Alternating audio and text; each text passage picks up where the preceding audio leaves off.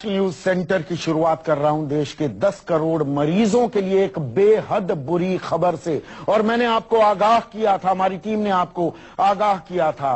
26 सितंबर को हमने बताया था कि दाम फिर से बढ़ने वाले हैं। कैंसर, डायबिटीज, हार्ट पेशेंट्स जो हैं उनकी दवाइयों के दाम बेतहाशा बढ़ गए हैं। और ये सब कुछ हुआ है नरेंद्र मोदी की अमेरिका यात्रा की वजह से। प्रधानमंत्री की अमेरिका यात्रा से पहले नेशनल न्यूज सेंटर ने आपको बताया था कि मोदी की अमेरिका यात्रा से ठीक पहले जरूरी दवाओं की लिस्ट में जो 108 दवाओं के नाम हटाए गए हैं वो मुश्किल बढ़ाएंगे। और यह फैसला इसलिए किया गया ताकि अमेरिका के उद्योगपतियों को संदेश दिया जा सके कि भारत उनके मुनाफे का पूरा ख्याल रखता है। अभी शायद हमारी ये बात आपको याद ना आ रही होगी, शायद थोड़ा कम समझ में आ रही होगी, पर यह रिपोर्ट देखिए, पूरा मामला शीशे की तरह साफ हो जाएगा। नरेंद्र मोदी की अमेरिका यात्रा के दौरान 29 तारीख को आपने अपने अपने टीवी सेट पर ये तस्वीरें जरूर देखी होंगी। मोदी जी अमेरिका के बड़ी कंपनियों के सीईओ के साथ नाश्ता कर रहे हैं। आपने देखा होगा टीवी चैनलों के जाने माने पत्रकार और एंकर चिल्ला चिल्ला कर आपको ये बता रहे थे कि प्रधानमंत्री मोदी से मिलने के लिए जानी मानी कंपनियों के सीईओ भागे भागे आए।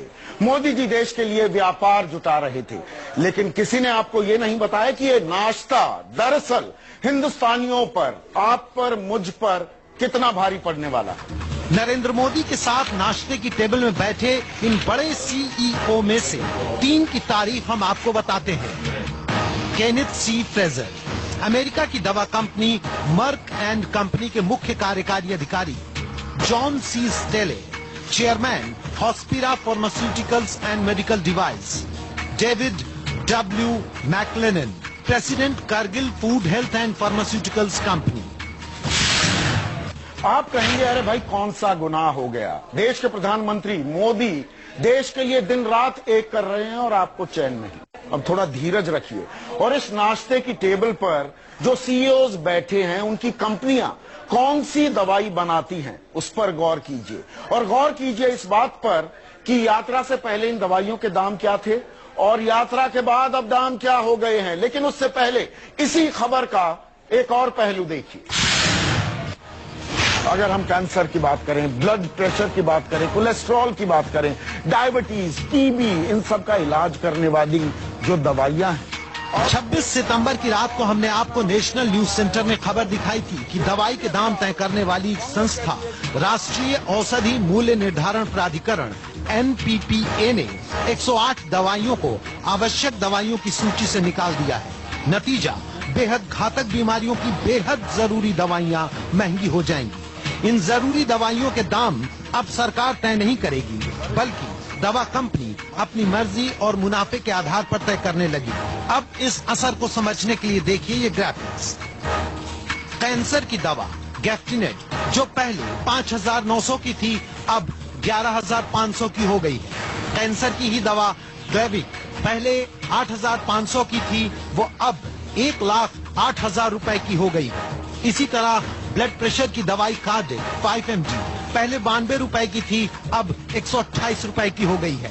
प्लेविक्स पहले 147 की थी, अब 1,615 रुपए की हो गई है। एंटीबायोटिक मॉक्सिसिप 400 पहले 250 की थी, अब 399 रुपए की हो गई है। टेरिबिड 200 पहले 34 रुपए की थी, अब 173 रुपए की हो गई है। कोलेस्ट्रॉल के इलाज में इस्तेमाल होने वाली दवाई एस्ट्रोबॉस पहले 62 रुपए की थी, अब 97 रुपए की हो गई है। अब आपको समझाते हैं कि मोदी की अमेरिका यात्रा से पहले और यात्रा के बाद दवाइयों की कीमत में अंतर और दवा कंपनियों के सीईओ के साथ उनके नाश्ते का रिश्ता क्या है। केनेथ सी फ्रेजर की मर्क एंड कंपनी कैंसर की दवाई बनाती है और ये भारत में आर्बिटक्स नाम से कैंसर की दवाई बेचती है। जॉन सी स्टेले की company Hospira pharmaceuticals and medical device Bharat की कंपनी कैडिला हेल्थ केयर के साथ मिलकर काम करती है। ये कंपनी भी कैंसर की दवाई साइटोटॉक्सिक बनाती है। David W MacLennan, president Cargill food health and pharmaceuticals company, इनकी कंपनी कीटनाशक जेनेटिकली मॉडिफाइड बीजों की दुनिया में सबसे आगे है, जिसे लेकर पिछली सरकार में काफी विवाद रहा है। अब तस्वीर साफ हो गई होगी कि नाश्ते की टेबल पर मोदी जी ने दवा की कंपनियों को क्या संदेश दिया और भारत में निवेश के लिए उचित माहौल की क्या तस्वीर दिखाई होगी। यह भी बात आपको समझ में आ गई होगी कि खबर वो नहीं होती जो तस्वीरों में दिखती है, खबर वो है जो हम आपको बताते हैं तस्वीरों के नीचे से निकालकर।